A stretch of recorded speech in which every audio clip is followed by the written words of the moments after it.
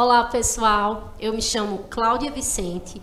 Vou estar aqui com vocês nesse momento, falando um pouco sobre história. Eu quero convidar vocês para assistirem essa aula, onde a gente vai saber um pouco mais sobre a história do Brasil em alguns de seus momentos que foi importante para a sua formação e constituição enquanto Estado Nacional. Então, eu quero convidar você para, neste momento, entender esse eixo temático da história do Brasil, que é a questão da República e as mudanças políticas e socioculturais que se deu ao longo do processo de surgimento da República, desde a sua proclamação em 1889 até essa nova república ou período de redemocratização que a gente vem ter ali por volta da década de 90. No entanto, eu gostaria de informar que, devido ao tempo, é normal que essa apresentação se dê de forma pontual. Imagine que a gente vai analisar mais de um século de história. Então, não tem como abarcar todo esse conteúdo em apenas 25 minutos. São questões pontuais que depois vocês podem aprofundar, porque, de um modo em geral, o que a gente vai ver nesta aula de hoje é sobre a importância de reconhecer ou de conhecer o processo de formação do povo brasileiro do ponto de vista legislativo, do ponto de vista jurídico, administrativo, mas sobretudo do ponto de vista social.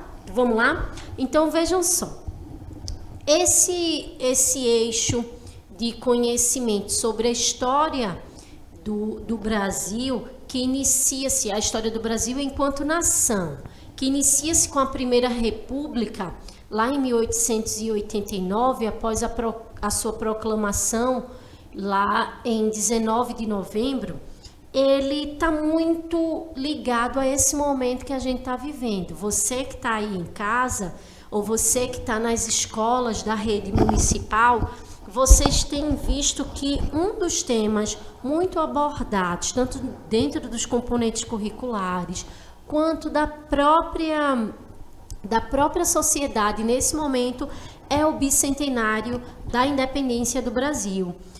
Então, para que essa Primeira República acontecesse, uma série de acontecimentos foi necessário, ou a partir dessa série de acontecimentos, essa república ela se consolida. E um desses acontecimentos foi esse 7 de setembro, que nós estamos no ano em curso, comemorando 200 anos de sua consolidação. Então, a Primeira República, que se dá de 1889 até 1898, é um período bastante conturbado. É um período em que as elites que estão na alternância do poder, tanto exército quanto os pensadores que idealizaram esse movimento político, eles estão se organizando administrativamente o território nacional. Então, nesse momento, há crises, né? A gente pode lembrar da crise da espada, lá nesse momento aí, a República é conhecida como a República da Espada, né? Onde se há essa predominância ou alternância no poder de governos militares após o golpe de 19 de novembro de 1889. Então, há uma diversidade de crises sem precedentes. Então, acontece a proclamação da República. A partir daquele momento, não existia mais uma monarquia, existia uma república federativa e aquela organização que vai, ela não, na história, gente, é bom a gente a gente frisar isso, na história as coisas não acontecem assim de forma, nova república, organização do movimento social, pronto. Não, a história ela vai se dando, né, de forma lenta, gradual, sucessiva. Então, há ruptura no modo de administração, mas esse processo de organização não se dá efetivamente só de 1889 até 1898. Ele vai se arrasta por toda a República Velha. A gente vai ver que a institucionalização dessa primeira república, que do ponto de vista pontual, né, dessa periodização, que é a periodização, seria a organização da história em tempos, para a gente se situar. Essa institucionalização, quando ela ganha força e se consolida, ela se dá ali ainda no finalzinho do século XIX, mas vai até a primeira metade do século XX, né? Até 1921 aproximadamente, que é esse período em que no momento conhecemos como República Velha, toda essa política de descentralização do poder, ela vai se consolidar. Aí a Primeira República, ela tem 3 momentos e seu fim se dá ali com a crise de 1930, num período em que esses conflitos entre as oligarquias dos estados, elas vão ganhar força, e aí, com o fim lá com essa movimentação de novas formas de dominação política, essa Primeira República vai finalizar.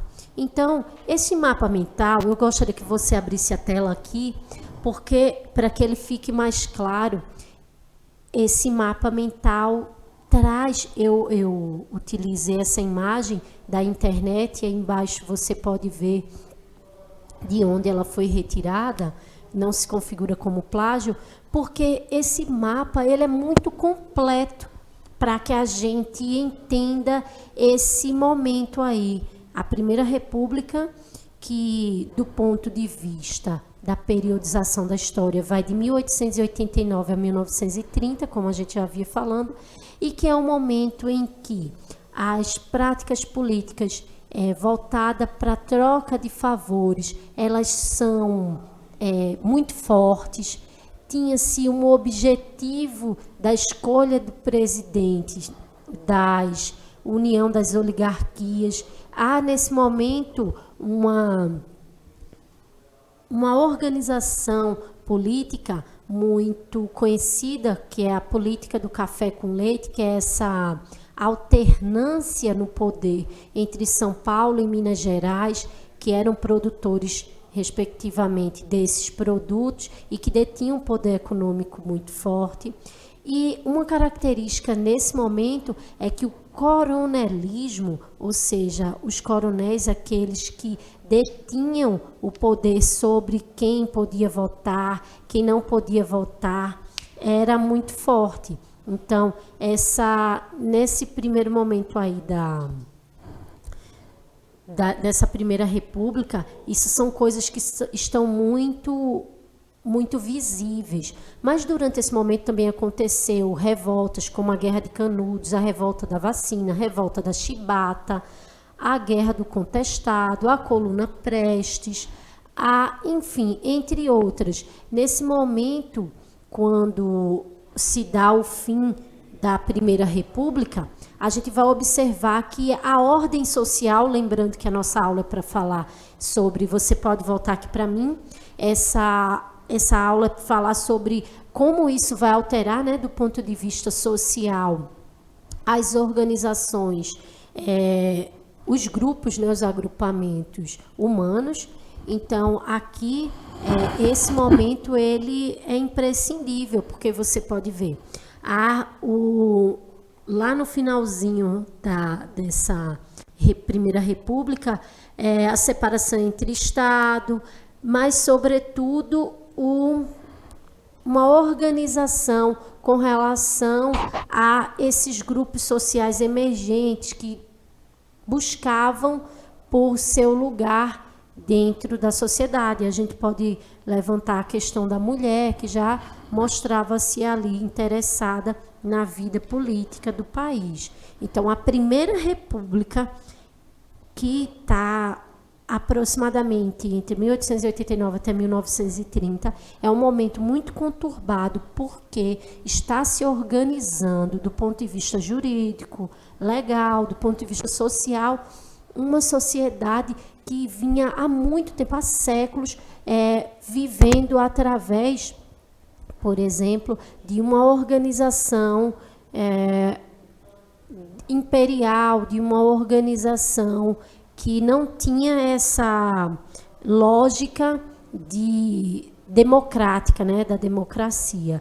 Então, é importante a gente frisar e ter essa compreensão. Finalizado esse período, a gente passa para a Era Vargas, que é um momento também bastante importante para a gente compreender essa primeira parte do século XX, porque a figura do Getúlio Vargas ela vai ser marcante dentro o período em que ele esteve à frente do país. Foi um período também muito conturbado e de muita mudança do ponto de vista social. A gente pode sugerir a questão a Era Vargas como uma questão em que novos hábitos sociais e culturais estão sendo colocados. Vem o rádio, vem a questão da política de informação, que é nesse momento que ele utiliza a propaganda para mostrar a importância do seu governo. A gente sabe também que o desenvolvimento da política trabalhista foi nesse momento consolidada. Então, por mais que houvesse toda essa consciência comercial do Getúlio Vargas de vender a imagem de um governo tão significante, de certa maneira ou de certo modo, ele modificou sim com as estruturas sociais ao rever a questão trabalhista. Então, isso é um fato inegável. Com relação à Quarta República, a gente pode dizer que assim quando finaliza esse momento aí da Era Vargas, a gente vê que novas formas de olhar a administração, elas passam a ser trazidas. E o fim da Segunda Guerra Mundial e as ideias trazidas de liberdade e democracia foram fundamentais para isso. Então, esse período que a gente chama de Quarta República, por exemplo, é um momento na história em que a influência dos acontecimentos a nível global vão determinar como o funcionamento democrático ele vai se dar. Porque, assim, com essa realização de eleições diretas e enfraquecido como a figura do Getúlio Vargas vinha, o golpe de Estado foi inevitável. O Getúlio Vargas tinha consciência que ele apoiando ou entrando na guerra porque tinha um interesse para o desenvolvimento da siderurgia no Brasil, da indústria. Ele sabia que isso geraria consequências. Então, por que eu estou mencionando isso? Porque para entender a história, é preciso saber, pessoal, que nada se dá de forma aleatória.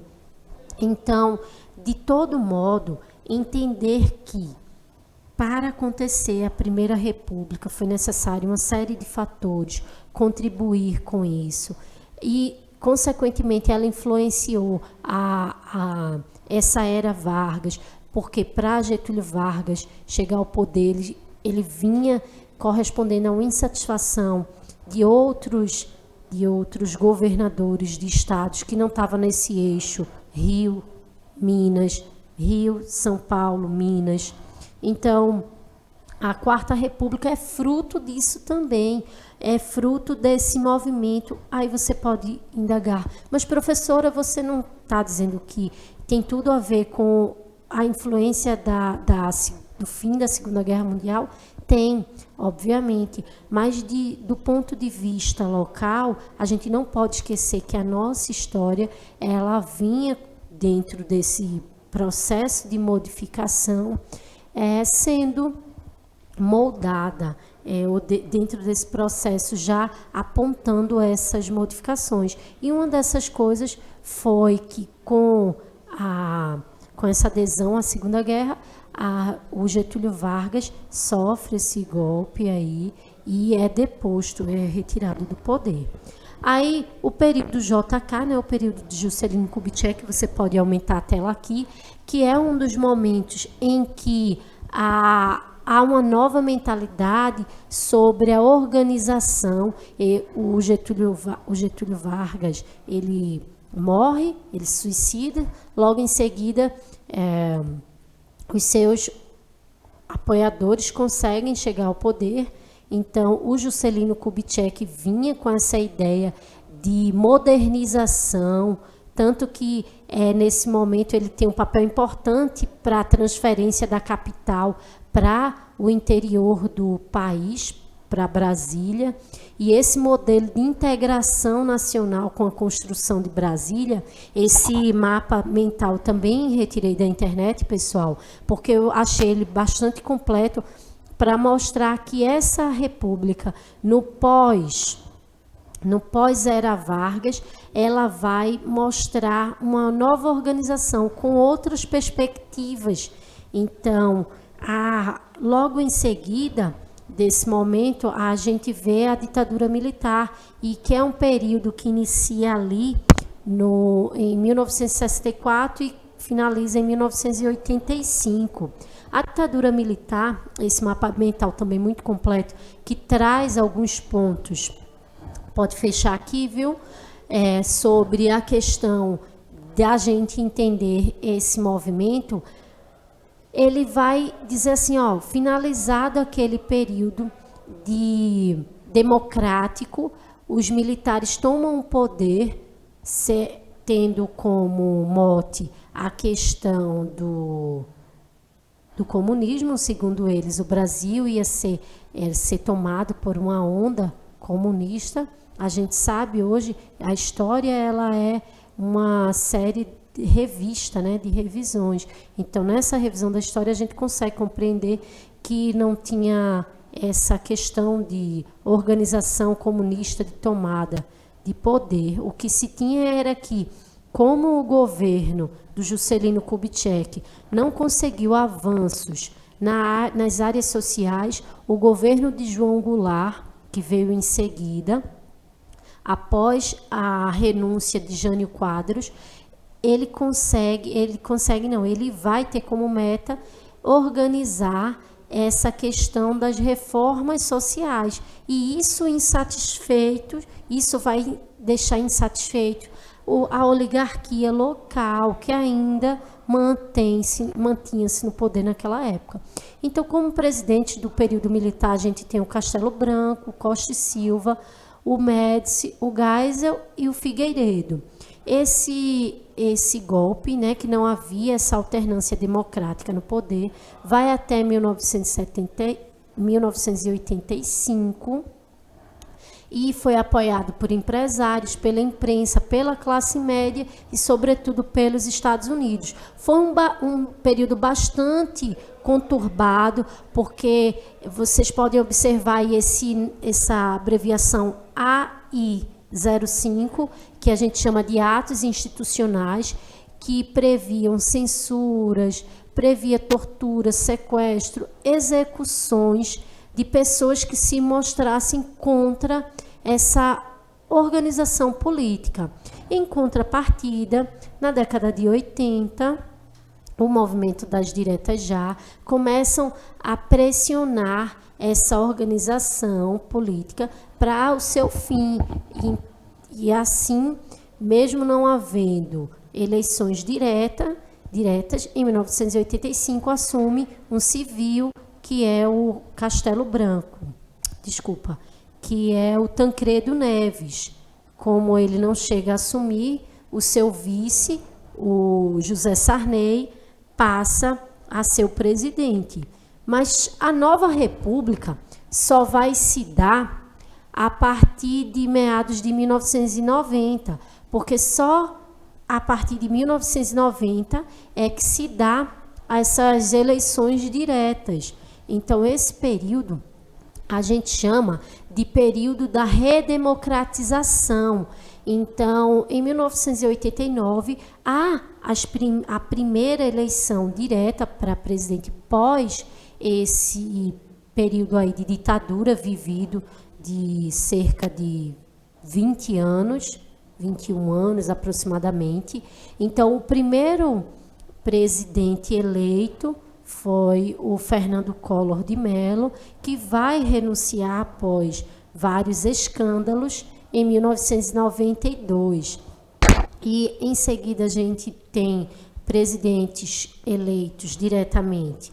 O Fernando Henrique Cardoso, depois o Luiz Inácio Lula da Silva, a presidenta Dilma Rousseff, que é a primeira presidente nesse período democrático a passar por um golpe de Estado, a que chamam-se de impeachment. Por questões jurídicas, a história já vem apontando para essa garantia de revisão desse momento, dado as ordens que o geraram.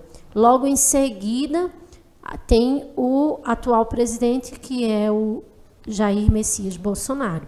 Então, a importância da gente entender essa nova república é compreender que essas mudanças históricas que se dá desde a República da Espada, ou da Primeira República que a gente vem mencionando, elas são decisivas para compreender esse nosso lugar, o papel que desempenhamos nessa sociedade em que estamos inseridos. Porque, vê só, quando nós estudamos história, a gente não estuda história pensando que vai entender o presente a partir do passado, ou para não repetir os erros do passado. Nenhum historiador sério tem essa compreensão, ou passa que é isso, que é essa a nossa função, porque a gente não prevê futuro.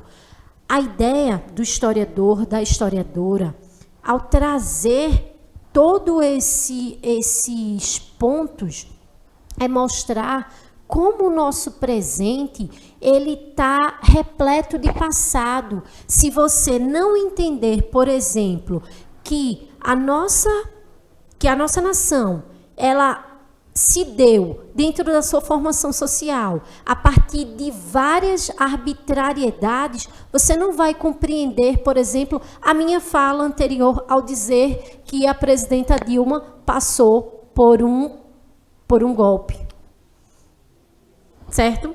Então, esse olhar revisionista da história, ele precisa estar imbuído, ou ele precisa chamar atenção para a necessidade do historiador trazer pontos que mostrem como a sociedade brasileira ela não tem essa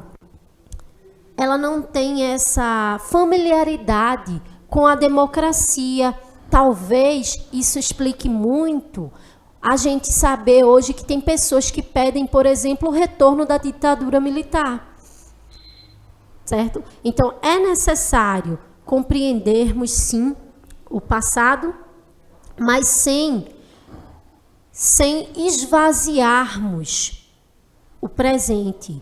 É necessário entendermos que a função da história, hoje, ela é primordial para que possamos conviver numa sociedade que respeite as diferenças e que entenda toda a dinâmica que a mantém. Então, eu Eu gostaria de agradecer a vocês por terem ficado até aqui agora, né? Mesmo que de forma pontual, compreendendo sobre a história do nosso país de forma tão... de forma que possa nos colocar enquanto pessoas que pensam sobre o processo social que nos formou, né?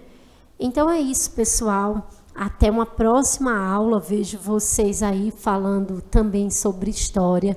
Convido vocês a abordar mais sobre esses temas que a gente colocou e não deixar de problematizar o que vocês lerem com relação a esses períodos históricos que nós mencionamos, tá bom? Então, um forte abraço e até uma próxima.